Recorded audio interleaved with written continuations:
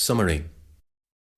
For the purpose of this essay, Arthur Hoge's definition of common law as the body of rules prescribing social conduct and justiciable in the royal courts of England has been adopted. This definition does not include the courts of equity, however. English common law evolved out of the practice of the royal courts, which administered a body of rules common to the whole realm in the period following the Norman conquest. Its sources, however, go back to the pre-Norman laws and customs of England. With the arrival of Augustine's mission in 597 and the subsequent conversion of Ethelbert to the Christian faith, England came under the influence of the Christian religion, and the laws of the Anglo-Saxon kings reveal increasingly throughout the second half of the first millennium the strong influence of biblical ideals and law. This is particularly noticeable with Alfred and his successors, who held up the Mosaic law as the ideal that the nation must follow if it is to be blessed by God. Heathen practices were forbidden, and those who continued in them were commanded to cease or leave the country with their possessions and their sins.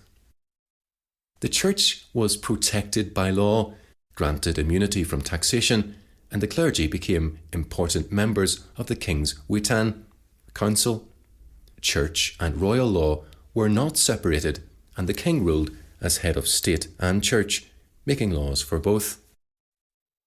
As a result, Germanic practices and norms were modified under the influence of Christianity, and many elements of social life and judicial procedure incompatible with Christianity became obsolete.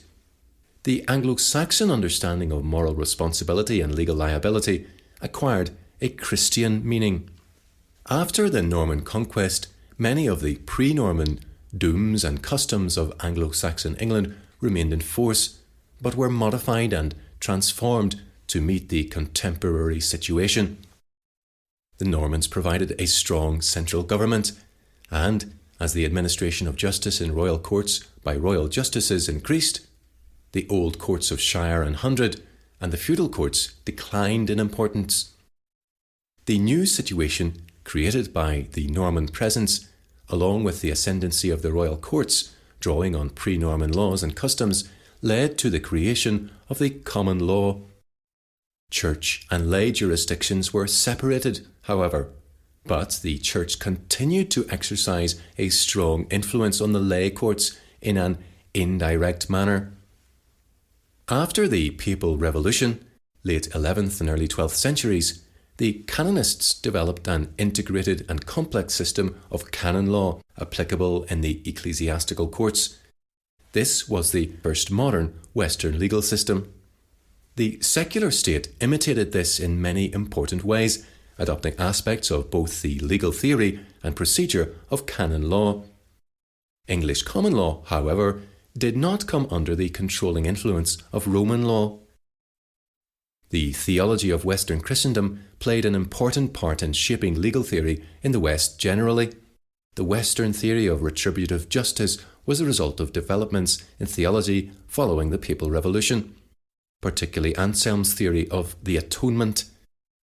Modern theories of legal representation, taking of oaths before giving testimony, the emphasis on judicial investigation, and rules for determining the relevance of evidence were all developed and practiced first in the ecclesiastical courts and later adopted by the lay courts. The influence of Christianity mitigated many pagan and barbaric elements of pre-Christian judicial procedure, such as the ordeal, modifying them according to biblical principles, and eventually leading to their abandonment. Furthermore, in the first half of the second millennium, morality and law were not so sharply distinguished, and human law was subject to the requirement that it should conform to reason and the law of God, which were then considered to be practically the same thing. This remained the case even after case law and precedent came to dominate the common law system. In equity also, the common rule was that no law is just or binding if it contravenes reason or the law of God. The common law system was developed during the 12th and 13th centuries by the royal judges, who were mostly ecclesiastics. The law and customs of England, which were themselves strongly influenced by Christianity during the second half of the first millennium, were transformed into the common law system during the first half of the second millennium by Christian judges, under the influence of the Church and Christian ideals. The Church also provided in many respects a model of government for the secular state. The English legal system was formed and developed over centuries under the dominating influence of the Christian religion. Our system of justice is what it is and distinguishable from other far less civilized systems because of the influence and inputs that the Christian religion has brought to it. Now, however, the Christian presuppositions upon which the law was built and upon which it relied for its validity and authority are being abandoned by the people and by their legislators and judges, and as a result, the traditional understanding of the rule of law, which guided the nation for so long, is being overturned in favour of the rule of politicians who legislate in terms of pragmatic principles rather than Christian ideals. Our legislators no longer recognise the authority of a higher law to which all human law must conform if it is to be valid. Consequently, Christian law is being replaced by law based on religious and philosophical presuppositions that are alien to our legal traditions. For over 1,000 years, the Christian faith influenced and helped to shape English law, and the law underpinned the nation's Christian heritage. Both are now in ruins. The remedy for this malady lies in recognising once more that all human law must conform to the standards of justice revealed in God's law.